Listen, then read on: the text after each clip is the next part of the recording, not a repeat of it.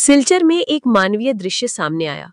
असम के मुख्यमंत्री हिमंत बिस्वा शर्मा जमीन पर बैठकर स्थानीय युवक मुजीबुर से सीधे बात करते नजर आए।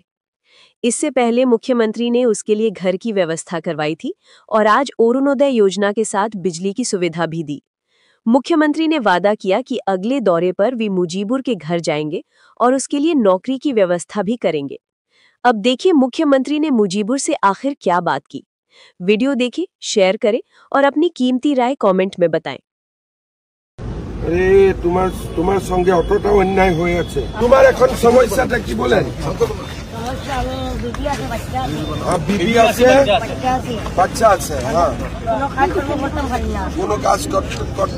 কোনো কাজ কাম করতে পারেন না। তোমার নাম মজিবুর রহমান মজুমদার।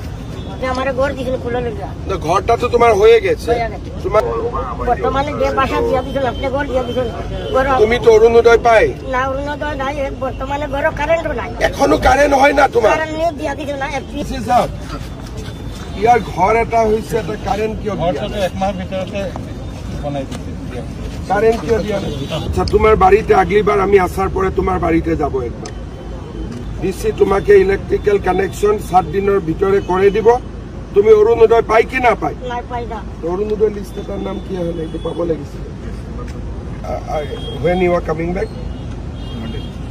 তো সোমবার দিন, মঙ্গলবার দিন ওনার অফিসে যাও, ঠিক আছে?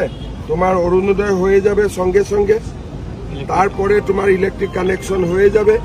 আর আগলেবার আমি যখন আসবে তুমি আমার সঙ্গে মিলো, তোমাকে প্রাইভেট কোম্পানি কহি আমি ঢুকাই দিবে।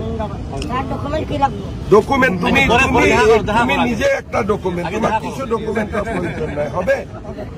চলো।